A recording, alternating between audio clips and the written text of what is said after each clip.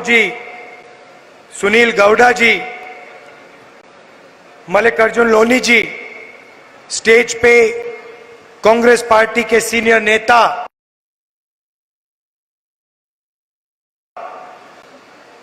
भाइयों और बहनों, प्रेस के हमारे मित्रों, आप सबका यहां बहुत बहुत स्वागत।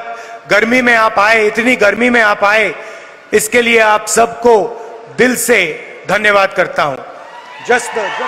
ತಾವೆಲ್ಲರೂ ಕೂಡ ಇಂಥ ಜನತೆ ಇಂಥ ಒಂದು ಉರಿ ಬಿಸಿಲಿನಲ್ಲಿ ತಾವೆಲ್ಲರೂ ಬಂದಿದ್ರಿ, ನಿಮ್ಮೆಲ್ಲರಿಗೂ ಕೂಡ ನಾನು ಹೃತ್ಪೂರ್ವಕವಾದಂಥ ಅಭಿನಂದನೆಗಳನ್ನ ಧನ್ಯವಾದಗಳನ್ನು ಸಲ್ಲಿಸ್ತೇನೆ।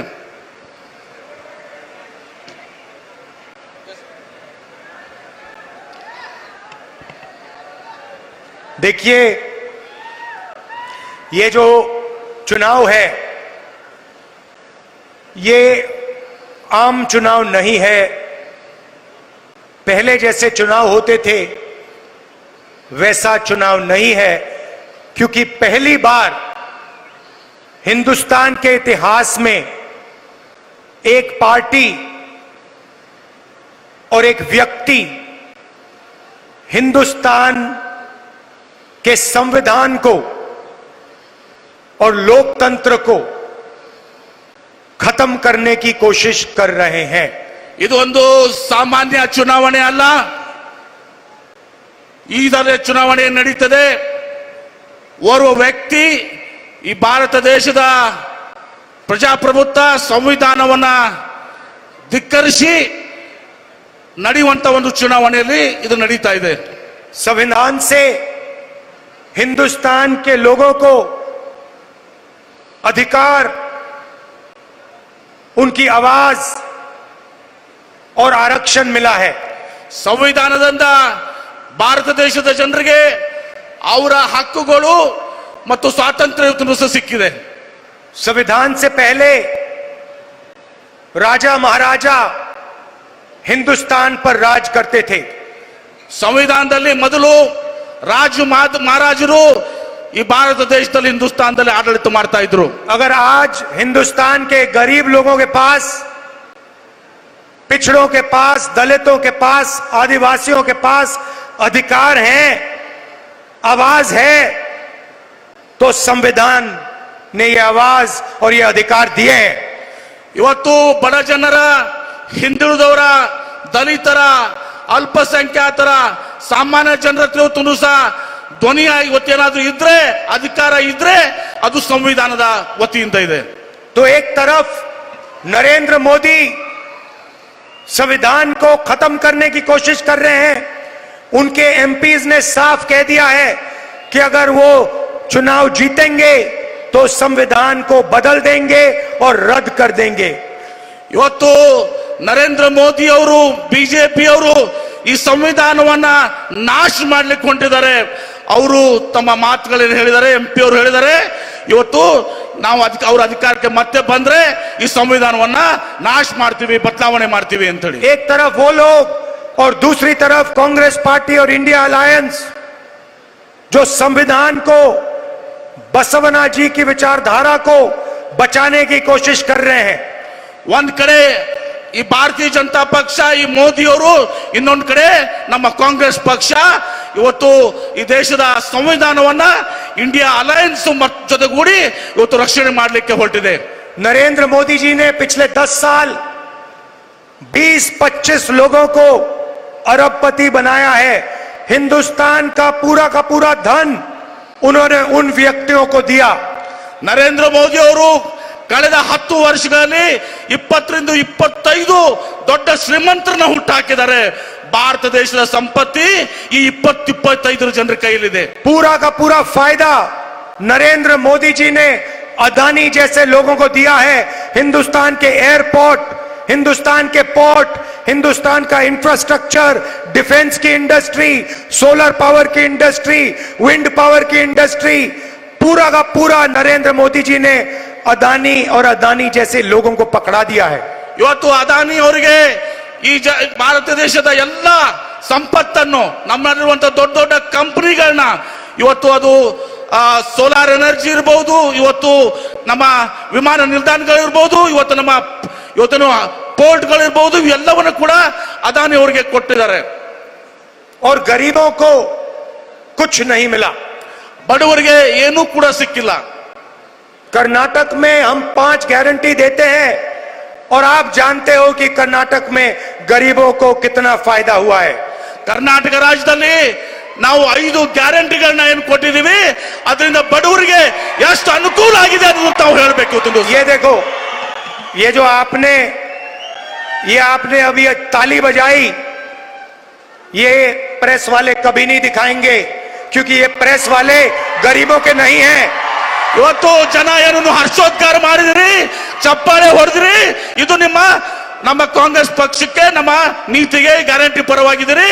ಇದನ್ನ ಪ್ರೆಸ್ನವರು ಕೂಡ ಅರ್ಥ ಮಾಡ್ಕೋಬೇಕು.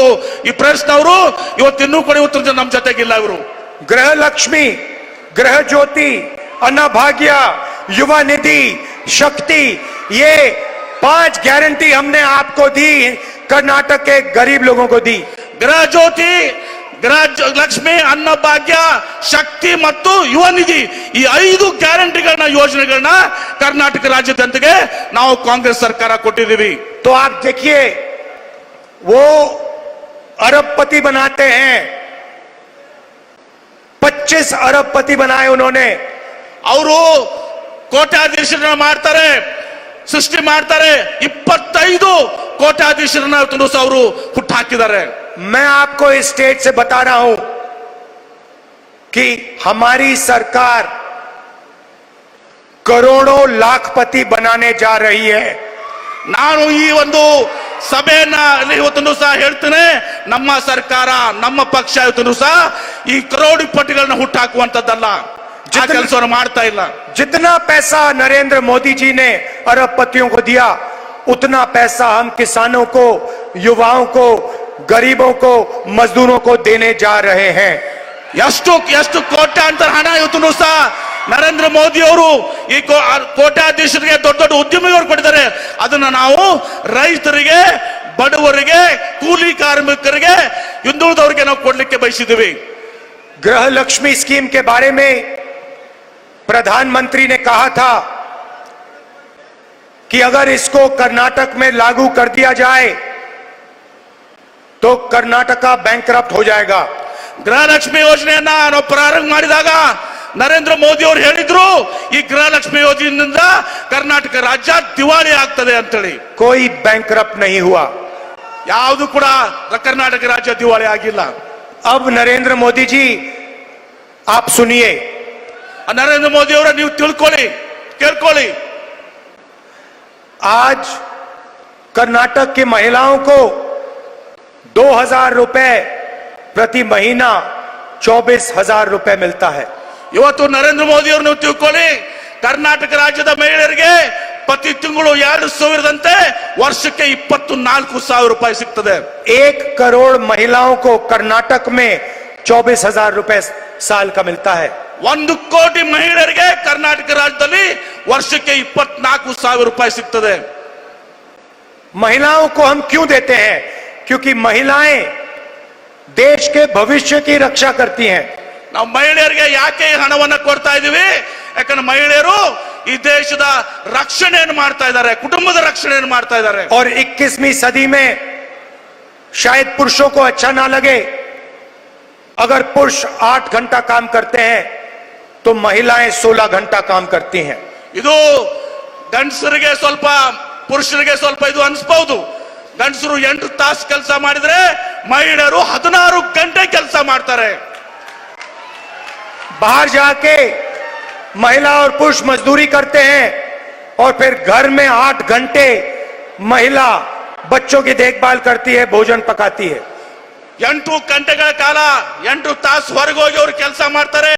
ಮನೆಗೆ ಬಂದು ಮತ್ತು 8 ತಾಸು ಮಕ್ಕಳನ್ನ ಸಾಕುವ ಜೊತೆಗೆ ಇವತ್ತು ಅಡಿಗೆ ಮಾಡುವಂತ ಕೆಲಸ ಮಾಡ್ತಾರೆ, ಮನೆ ಕೆಲಸ ಮಾಡ್ತಾರೆ. इसलिए कर्नाटक में हमने 24,000 रुपए गरीब महिलाओं के बैंक अकाउंट में साल के डाले.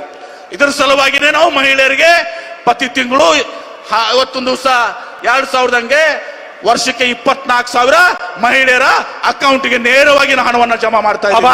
अब आप ताली बजाने के लिए तैयार हो जाओ. ಈಗ ತಾವೆಲ್ಲರೂ ಚಪ್ಪಾಳೆ ಹೊಡಿಲಿಕ್ಕೆ ತಯಾರಾಗಿರಿ. क्योंकि जो मैं अब आपको बोलने जा रहा हूं उससे जबरदस्त ताली बजने जा रही है. ಈಗ ನಾನು ಏನ್ ಹೇಳಕ್ ಹೊಂಟಿದ್ದೀನಿ ಇದರಿಂದ ಬಹಳ ದೊಡ್ಡ ಚಪ್ಪಾಳೆಯನ್ನ ಇವತ್ತು ನೀವು ಹೊಡೆಯುವಂತದ್ದಾಗ್ತದೆ. चुनाव के बाद जैसे ही इंडिया अलायंस की सरकार बनेगी, ಚುನಾವಣೆ ನಂತರ ಇಂಡಿಯಾ ಅಲೈನ್ಸ್ ಏನು ಅಧಿಕಾರಕ್ಕೆ ಬರ್ತದೆ, ಸರ್ಕಾರ ರಚನೆ ಮಾಡ್ತದೆ, हिंदुस्तान के सारे गरीब परिवारों की लिस्ट बनेगी. ಹಿಂದೂಸ್ತಾನದ ಪ್ರತಿಯೊಬ್ಬರ ಮಹಿಳೆಯರಿಗೆ ಇವತ್ತು ಸಹ ಒಂದು ದೊಡ್ಡ ಶಕ್ತಿಯನ್ನು ತುಂಬುತ್ತಿದ್ದೇವೆ. और हर गरीब परिवार में से एक महिला चुनी जाएगी. ಮತ್ತು ಎಲ್ಲ ಪ್ರತಿಯೊಂದು ಬಡ ಕುಟುಂಬದಿಂದ ಒಬ್ಬ ಮಹಿಳೆಯನ್ನ ನಾವು ಆಯ್ಕೆ ಮಾಡ್ತೀವಿ. और उस महिला के बैंक अकाउंट में हिंदुस्तान की सरकार हर साल 1 लाख रुपया डालने जा रही है. ಈ ಒಂದು ಮಹಿಳೆ, ಬಡ ಮಹಿಳೆ ಏನಿರ್ತಾನೋ ಆಯ್ಕೆ ಮಾಡಿರ್ತೀವಿ, ಅವರ ಒಂದು ಖಾತೆಯಲ್ಲಿ 1 ಲಕ್ಷ ರೂಪಾಯಿಗಳನ್ನ ಇವತ್ತು ಜಮಾ ಮಾಡ್ತೀವಿ. अगर कर्नाटक की सरकार महिलाओं को 24,000 दे सकती है तो हिंदुस्तान की सरकार महिलाओं को 1 लाख रुपए दे सकती है. ಇವತ್ತು ಕರ್ನಾಟಕ ಸರ್ಕಾರ ಮಹಿಳೆಯರಿಗೆ ವರ್ಷಕ್ಕೆ 24,000 ಕೊಟ್ರೆ ಕೇಂದ್ರ ಸರ್ಕಾರ ವರ್ಷಕ್ಕೆ 1 ಲಕ್ಷ ರೂಪಾಯಿ ಕೊಡುವಂತ ಶಕ್ತಿ ಹೊಂದಿರುತ್ತದೆ. और कर्नाटक को 1,24,000 रुपए साल के महिलाओं को मिलेगा. ಮತ್ತು ಕರ್ನಾಟಕ ರಾಜ್ಯದಲ್ಲಿ 1,24,000 ರೂಪಾಯಿ ಮಹಿಳೆಯರಿಗೆ ಇವತ್ತು ಸಹ ಕುಟುಂಬಕ್ಕೆ ಸಿಗ್ತದೆ. आप सोचिए, हर साल हर महीने 10,500 रुपए खटाखट खटाखट खटाखट खटाखट बैंक अकाउंट में.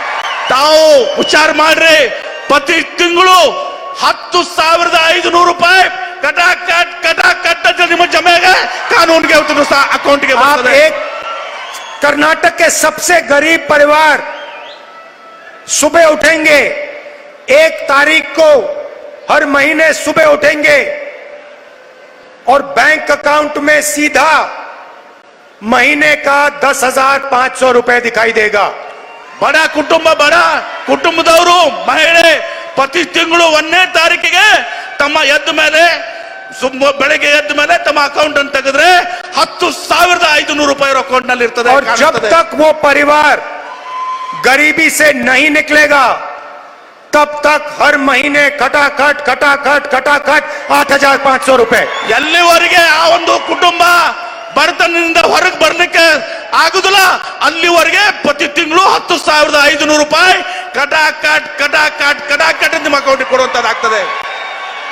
अब कर्नाटक में हम युवा निधि स्कीम देते हैं. ಕರ್ನಾಟಕ ರಾಜ್ಯದಲ್ಲಿ ನಾವು ಯುವ ನಿಧಿ ಯೋಜನೆಯನ್ನ ನೋಡಿದಿರಿ. अनएम्प्लॉयड युवाओं को 3,000 रुपए महीने का मिलता है.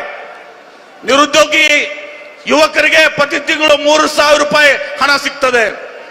नरेंद्र मोदी जी ने अरबपतियों को धन देकर रोजगार खत्म कर दिया है. ನರೇಂದ್ರ ಮೋದಿ ಅವರು ಇವತ್ತು ಕೋಟ್ಯಾಧೀಶಕ್ಕೆ ಇದು ಮಾಡಿ ಇವತ್ತು ಬಡವರಿಗೆ ಇವತ್ತು ಸಹ ಕೂಲಿಯನ್ನ ಕಡಿಮೆ ಮಾಡಿದ್ದಾರೆ. देश में हर सड़क पे हर कस्बे में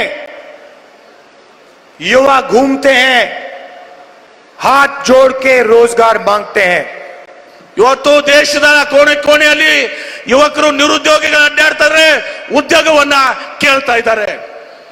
कुछ नहीं मिलता. ಏನು ಸಿಕ್ಕಿಲ್ಲ ಅವ್ರಿಗೆ.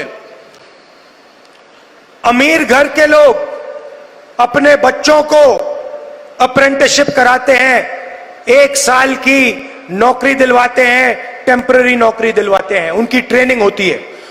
ಶ್ರೀಮಂತ ಕುಟುಂಬದವರು ತಮ್ಮ ಮಕ್ಕಳಿಗೆ 1 ವರ್ಷದವರೆಗೆ 6 ತಿಂಗಳಿಗೆ ಅಪ್ರೆಂಟಿಸ್ ಪ್ರೋಗ್ರಾಮ್ ಕೊಡ್ತಾರೆ, ತದನಂತರ ಅವರಿಗೆ ನೌಕರಿಗಳು ಸಿಗ್ತವೆ. मगर ये सुविधा हिंदुस्तान के बेरोजगार युवाओं को नहीं मिलती. ಈ ಒಂದು ಸೌಲಭ್ಯ ಇವತ್ತು ಸಹ ಭಾರತ ದೇಶದ ಹಿಂದೂಸ್ತಾನದ ಇವತ್ತು ಬಡ ಕುಟುಂಬದ ಯುವಕರಿಗೆ ಇವತ್ತು ಸಿಕ್ಕತ್ತಲ್ಲ. इंडिया गठबंधन की सरकार दुनिया में पहली सरकार होगी जो अप्रेंटिसशिप का अधिकार हिंदुस्तान के हर बेरोजगार ग्रेजुएट को देने जा रही है। ಇಂಡಿಯಾ ಇವತ್ತು ಅಲಯನ್ಸ್ ಏನಿದೆ, ಗಠಬಂಧನ ಏನಿದೆ, ಇದು ಪ್ರಥಮ ಒಂದು ಅಲಯನ್ಸ್. ಇವತ್ತು ಸಹ ಪ್ರತಿಯೊಬ್ಬ ಯುವಕನಿಗೆ, ಬಡ ಯುವಕನಿಗೆ ಅಪ್ರೆಂಟಿಸ್ಶಿಪ್ ಕೊಟ್ಟು ಅವರಿಗೆ ಉದ್ಯೋಗಕ್ಕೆ ತಯಾರಾಗುವ ರೀತಿ ಮಾಡ್ತದೆ. करोड़ों युवाओं की पहली नौकरी पक्की होने जा रही है. ಯಾವಾಗ ಅವರ ಪ್ರಥಮ ನೌಕರಿ ಇವತ್ತು ಉದ್ಯೋಗ ಸಿಗಲಿಕ್ಕೆ ತಯಾರಾಗ್ತದೆ. प्राइवेट सेक्टर में, पब्लिक सेक्टर में, सरकारी ऑफिसेज में, सरकारी अस्पतालों में हिंदुस्तान की सरकार युवाओं को अप्रेंटिसशिप देगी. ಖಾಸಗಿ ಸಂಸ್ಥೆಗಳಲ್ಲಿ, ಖಾಸಗಿ ಉದ್ಯಮಿಗಳಲ್ಲಿ, ಸರ್ಕಾರದ ಉದ್ಯಮಿಗಳಲ್ಲಿ ಎಲ್ಲ ಇದರಲ್ಲಿ ಇವತ್ತು ಸಹ ಭಾರತ ಸರ್ಕಾರ ಇವತ್ತು ಅಪ್ರೆಂಟಿಸ್ಶಿಪ್ ಕಾರ್ಯಕ್ರಮಗಳನ್ನ ಹಮ್ಮಿಕೊಳ್ತದೆ. Graduate, diploma holders, college graduate, university graduate को अधिकार होगा सरकार से 1 साल की नौकरी मांगने का. ಪದವೀಧರರು, ಡಿಪ್ಲೊಮಾ ಹೋಲ್ಡರ್ಸ್ ಇವತ್ತು ಪ್ರತಿಯೊಬ್ಬರು ಕೂಡ ಸರ್ಕಾರದ ಹಕ್ಕಿದೆ. 1 ವರ್ಷದ ನಂತರ ಅಪ್ರೆಂಟಿಸ್ ನಂತರ ಅವರು ನೌಕರಿಯನ್ನ ಒದಗಿಸಿಕೊಡಿ ಅಂತ ಕೇಳಲಿಕ್ಕೆ ಹಕ್ಕನ್ನು ಕೊಡ್ತದೆ. जैसे मनरेगा में रोजगार की गारंटी थी, वैसे ही हम ग्रेजुएट्स को अप्रेंटिसशिप की गारंटी दे रहे हैं. ಯಾವ ರೀತಿ ಮಹಾತ್ಮ ಗಾಂಧಿ ರೋಜ್ಗಾರ್ ಯೋಜನೆಯಲ್ಲಿ ಇವತ್ತು ಸಹ ಕಡ್ಡಾಯವಾಗಿ ನಾವು ಕೂಲಿಯನ್ನ ಕೊಡ್ತೀವಿ, ಆದರೆ ಅಪ್ರೆಂಟಿಸ್ ಮೂಲಕ ಪ್ರತಿಯೊಬ್ಬ ಯುವಕನಿಗೂ ಕೂಡ ನಾವು ಉದ್ಯೋಗ, ನೌಕರಿಯ ಒಂದು ಖಾತ್ರಿಯನ್ನ ಕೊಡ್ತೇವೆ. 1 साल की नौकरी होगी और हर महीने 8,500 रुपए बैंक अकाउंट में ठकाठक ठकाठक ठकाठक, साल के 1 लाख रुपए बैंक अकाउंट में ठक. 1 ವರ್ಷದ ನೌಕರಿ ಇರುತ್ತದೆ. ಪ್ರತಿ ತಿಂಗಳು ಇವತ್ತು ಸಹ 8,500 ರೂಪಾಯಿ ಆ ಯುವಕರ ಅಕೌಂಟಿಗೆ ನೇರವಾಗಿ ಟಕಾಟಕ್ ಟಕಾಟಕ್ ಟಕಾಟಕ್ ಅಂತ ಜಮಾ ಮಾಡ್ತದೆ. और हिंदुस्तान को करोड़ों युवाओं की एक ट्रेंड वर्कफोर्स मिलेगी. ಭಾರತ ದೇಶಕ್ಕೆ ಕೋಟ್ಯಾಂತರ ಯುವಕರ ಒಂದು ಶಕ್ತಿ ಇವತ್ತು ಸಹ ಏನು ಇವತ್ತು ಪರಿಣಿತಿ ಹೊಂದಿದಂತ ಒಂದು ಫೋರ್ಸ್ ಇವತ್ತು ಸಹ ಸಮೂಹ ಸಿಗ್ತದೆ. नरेंद्र मोदी जी ने आज तक किसानों का कर्जा माफ नहीं किया. ನರೇಂದ್ರ ಮೋದಿ ಅವರು ಇಲ್ಲಿವರೆಗೆ ರೈತರ ಸಾಲವನ್ನ ಮನ್ನಾ ಮಾಡಿಲ್ಲ. और किसानों को कानूनी एमएसपी नहीं देते हैं. ಮತ್ತು ರೈತರಿಗೆ ಇವತ್ತು ಸಹ ತಾವು ಬೆಳೆದಂತ ಬೆಳೆಗಳಿಗೆ ಇವತ್ತು ಎಂಎಸ್ಪಿ ದರವನ್ನ ಇವತ್ತು ಸಹ ಕೊಡ್ತಾ ಇಲ್ಲ. हमारी सरकार आते ही किसानों का कर्जा माफ करने जा रही है. ನಮ್ಮ ಸರ್ಕಾರ ಬಂದ ಕೂಡಲೇ ರೈತರ ಸಾಲವನ್ನ ಮನ್ನಾ ಮಾಡ್ತೇವೆ. और लीगली गारंटीड एमएसपी हिंदुस्तान के किसानों को दी जाएगी. ರೈತರಿಗೆ ಎಂಎಸ್ಪಿ ದರ, ಅವರು ಬೆಳೆದಂತ ಬೆಳೆಗಳಿಗೆ ಯೋಗ್ಯವಾದ ದರ ಸಿಗಲಿಕ್ಕೆ ನಾವು ಕ್ರಮವನ್ನ ಕೈಗೊಳ್ತೇವೆ. आशा और आंगनवाड़ी में जो काम करती हैं उन महिलाओं की आमदनी दुगनी की जाएगी और मनरेगा में 400 रुपए दिया जाएगा. ಆಶಾ ಮತ್ತು ಅಂಗನವಾಡಿ ಕಾರ್ಯಕರ್ತರಿಗೆ ಅವ್ರು ಏನ್ ಪಡ್ಕೋತ ಸಂಭಾವನೆಯನ್ನ, ಪಗಾರನ್ನ 2 ಪಟ್ಟು ಮಾಡ್ತೀವಿ. ಮತ್ತು ಇವತ್ತು ದಿವಸ ಮಹಾತ್ಮ ಗಾಂಧಿ ರೋಜ್ಗಾರ್ ಯೋಜನೆಯಲ್ಲಿ ಏನು ತಾವು ಹಣ ಕೂಲಿ ಏನ್ ಪಡ್ಕೋತ 2 ಪಟ್ಟು 400 ರೂಪಾಯಿ ಇವತ್ತು ದಿವಸ ಮಾಡ್ತೀವಿ. नरेंद्र मोदी जी ने हिंदुस्तान के युवाओं से आर्मी की जो जॉब होती थी वो छीनी. ನರೇಂದ್ರ ಮೋದಿ ಅವರು ಭಾರತ ದೇಶದ ಯುವಕರು ಏನು ಆರ್ಮಿಯಲ್ಲಿ ಸೇವೆಯನ್ನು ಮಾಡ್ತಾ ಇದ್ರೆ ಅವರ ನೌಕರಿಯನ್ನ ಇವತ್ತು ಸಹ ಸೈನ್ಯದಲ್ಲಿ ಸೇವೆ ಮಾಡೋರ ನೌಕರಿಯನ್ನ ಕಸಿದುಕೊಂಡಿದ್ದಾರೆ. वो अग्निवीर योजना लाए. ಅವರು ಒಂದು ಯೋಜನೆಯನ್ನ ತಂದ್ರು. अग्निवीर योजना हिंदुस्तान की आर्मी और हिंदुस्तान के जवान पर अपमान है. ಇವತ್ತು ಅದು ಯೋಜನೆ ತಂದಿದ್ದಾರೆ, ಅದು ಭಾರತ ದೇಶದ ಯುವಕರಿಗೆ ಒಂದು ದೊಡ್ಡ ಹೊಡೆತ ಇದೆ. अग्निवीर योजना को हम रद्द करने जा रहे हैं, खत्म करने जा रहे हैं. ಆ ಒಂದು ತಾತ್ಕಾಲಿಕ ಯೋಜನೆ ತಂದಿದ್ದಾರೆ, ಅದನ್ನ ನಾವು ಅಭಿವೃದ್ಧಿ ಯೋಜನೆ ಅದನ್ನ ನಾವು ರದ್ದು ಮಾಡಲಿಕ್ಕೆ ಹೊರಟಿದ್ದೀವಿ. 2 तरीके के शहीद नहीं होंगे. एक तरीके का शहीद होगा, सबको पेंशन मिलेगी, सबको कैंटीन मिलेगी और सबको शहीद का दर्जा मिलेगा। ಎಲ್ಲ ಒಂದೇ ರೀತಿಯ ಒಂದು ಯೋಧರು ಇರ್ತಾರೆ, ಆರ್ಮಿ ಇರ್ತದೆ, ಅವ್ರು ಎಲ್ಲಾ ರೀತಿಯ ಅವ್ರಿಗೆ ಸಮಾನವಾದಂತಹ ಪಗಾರ ಸಿಗ್ತದೆ ಮತ್ತು ಸೌಲಭ್ಯಗಳು ಕೂಡ ಇವತ್ತು ದಿವಸ ಸಿಗ್ತದೆ। नरेंद्र मोदी जी ने हिंदुस्तान पर गलत जीएसटी लागू की है। ನರೇಂದ್ರ ಮೋದಿ ಅವರು ಭಾರತ ದೇಶದ ಮೇಲೆ ತಪ್ಪಾದಂತ ಒಂದು ಜಿಎಸ್ಟಿ ವ್ಯವಸ್ಥೆಯನ್ನ ಜಾರಿಗೊಳಿಸಿದ್ದಾರೆ। 5 अलग अलग टैक्स, ज्यादा टैक्स, किसानों पर टैक्स, 5 ಬೇರೆ ಬೇರೆ ಟ್ಯಾಕ್ಸ್ ಅನ್ನ ಇವತ್ತೊಂದು ಹಾಕಿದ್ದಾರೆ। ರೈತರ ಮೇಲೆ ಅವತ್ತು ಜಿಎಸ್ಟಿ, ಮಹಿಳೆಯರ ಮೇಲೆ ಜಿಎಸ್ಟಿ, ಇನ್ನೂರ ಎಲ್ಲ ಇದ್ರ ಮೇಲೆ ಅವತ್ತು ಜಿಎಸ್ಟಿ ಅನ್ನು ಹಾಕಿದ್ದಾರೆ। और आप कर्नाटक के लोग जानते हैं कि जीएसटी, गलत जीएसटी के कारण आप 100 रुपए देते हो और आपको 13 रुपए वापस मिलते हैं। ಈ ಒಂದು ತಪ್ಪಾದಂತ ಜಿಎಸ್ಟಿ ಇಂದ ನೀವು 100 ರೂಪಾಯಿ ಏನ್ ಕೊಡ್ತೀರಿ, ಅದರಿಂದ ವಾಪಸ್ ನಿಮ್ಗೆ ಕೇವಲ 13 ರೂಪಾಯಿ ವಾಪಸ್ ಬರ್ತದೆ। कर्नाटक के साथ प्रधानमंत्री अन्याय कर रहे हैं। ಕರ್ನಾಟಕ ರಾಜ್ಯದ ಜನರ ಜೊತೆಗೆ ಪ್ರಧಾನಮಂತ್ರಿ ನರೇಂದ್ರ ಮೋದಿ ಅವರು ಅನ್ಯಾಯವನ್ನ ಮಾಡ್ತಾ ಇದ್ದಾರೆ। हम जीएसटी को बदलेंगे और ये जो अन्याय हो रहा है आपके खिलाफ, इसे हम ठीक करेंगे। ನಾವು ಜಿಎಸ್ಟಿ ಅನ್ನ ಬದಲಾವಣೆ ಮಾಡ್ತೀವಿ, ನಿಮ್ ಜೊತೆ ಏನ್ ಅನ್ಯಾಯ ಆಗ್ತದೆ ಆ ಅನ್ಯಾಯವನ್ನ ನಾವು ಸರಿಪಡಿಸ್ತೀವಿ। अब आखिरी बात, आप प्रधानमंत्री के भाषण देखते हो, घबराए हुए हैं। ನೀವೇನು ಪ್ರಧಾನಮಂತ್ರಿಗಳ ಮಾತನ್ನು ಕೇಳ್ತಾ ಇದ್ದೀರಿ, ಪ್ರಧಾನಮಂತ್ರಿಗಳು ಇವತ್ತು ಗಾಬರಿಗೊಂಡಿದ್ದಾರ। शायद कुछ ही दिनों में स्टेज पे आंसू निकल आए। ಸ್ವಲ್ಪ ದಿನಗಳ ಮೇಲೆ ಅವ್ರೇನು ಸ್ಟೇಜ್ ಮೇಲೆ ಬರ್ತಾರೆ, ವೇದಿಕೆ ಮೇಲೆ ಬರ್ತಾರೆ, ಬಹುಶಃ ಅವರಿಗೆ ಕಣ್ಣಲ್ಲಿ ನೀರುಗಳು ಬರ್ತವೆ। 24 घंटा आपका ध्यान इधर उधर करते रहते हैं। 24 ಗಂಟೆಗಳ ಕಾಲ ಇವತ್ತು ದಿವಸ ನಮ್ಮ ಧ್ಯಾನ ಮಾಡುವಂತ ಕೆಲಸ ಆಗ್ತದೆ ಅವ್ರಿಗೆ। कभी पाकिस्तान की बात होगी, कभी चाइना की बात होगी, कभी थाली बजवाएंगे, कभी मोबाइल फोन की लाइट जलवाएंगे। ಕೆಲವೊಮ್ಮೆ ಪಾಕಿಸ್ತಾನಗಳ ಮಾತು ಮಾತಾಡ್ತಾರೆ, ಕೆಲವೊಮ್ಮೆ ಚೈನಾ ಮಾತಾಡ್ತಾರೆ, ಕೆಲವೊಂದು ವಿವಿಧ ವಿಚಾರಗಳು ಮಾತಾಡ್ತಾರೆ ಅವರು। हिंदुस्तान में 3-4 बड़े मुद्दे हैं। ಭಾರತ ದೇಶದಲ್ಲಿ 3-4 ದೊಡ್ಡ ದೊಡ್ಡ ಸವಾಲುಗಳು ಸಂಬಂಧಿಸಿದವೆ। गरीबी, बेरोजगारी, महंगाई और भागीदारी। ಇವತ್ತು ಭಾರತ ದೇಶದಲ್ಲಿ ಏನು 4 ದೊಡ್ಡ ಸವಾಲುಗಳಿದಾವೆ, ಸಮಸ್ಯೆಗಳಿದಾವೆ। ಒಂದು ಬಡತನ, ಇನ್ನೊಂದು ನಿರುದ್ಯೋಗ, ಇನ್ನೊಂದು ಬೆಲೆ ಏರಿಕೆ, ಈ 4 ಸವಾಲುಗಳು ತುರುಸರ ಮುಂದಿದ್ದಾವೆ।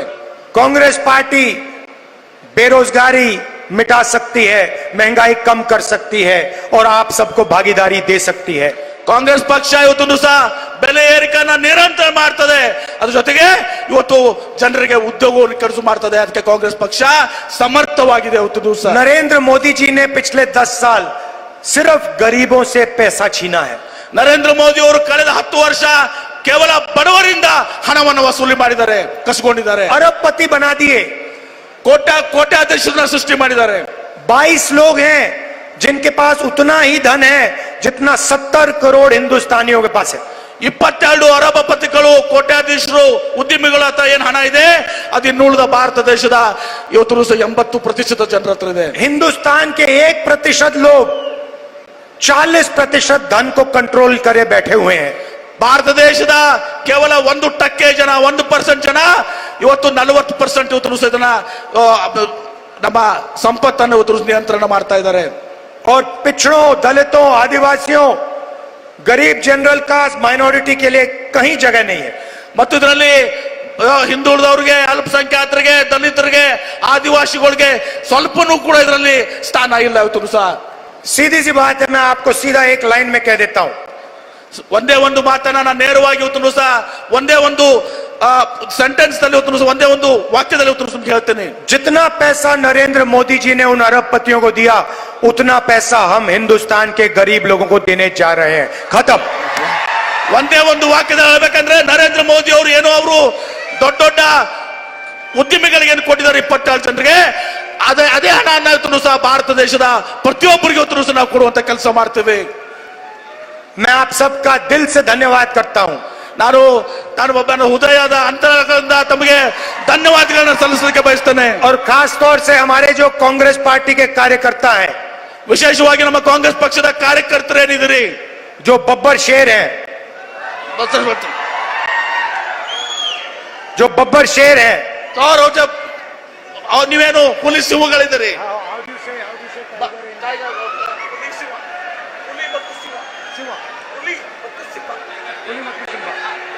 कुली मत्तू सिम्बा, जो हमारे बब्बर शेर घूम रहे हैं, जो विचारधारा के लिए लड़ते हैं, गरीबों के लिए लड़ते हैं, किसानों के लिए लड़ते हैं, आपको मैं दिल से धन्यवाद और ढेर सारा प्यार देता हूं। नमस्कार, जय हिंद। ನಮ್ಮ ಕಾಂಗ್ರೆಸ್ ಪಕ್ಷದ ಕಾರ್ಯಕರ್ತವೇನಿದ್ರಿ ಹುಲಿಗಳು ಮತ್ತು ಸಿಂಹಗಳು, ನೀವು ಬಡವರ ಪರವಾಗಿ ಜನರ ಪರವಾಗಿ ಇವತ್ತು ಏನು ಹೋರಾಟ ಮಾಡ್ತೀರಿ, ನಿಮಗೆ ಹೃದಯಪೂರ್ವಕವಾದಂತಹ ಅಭಿನಂದನೆಗಳನ್ನು ಸಲ್ಲಿಸ್ತೇನೆ।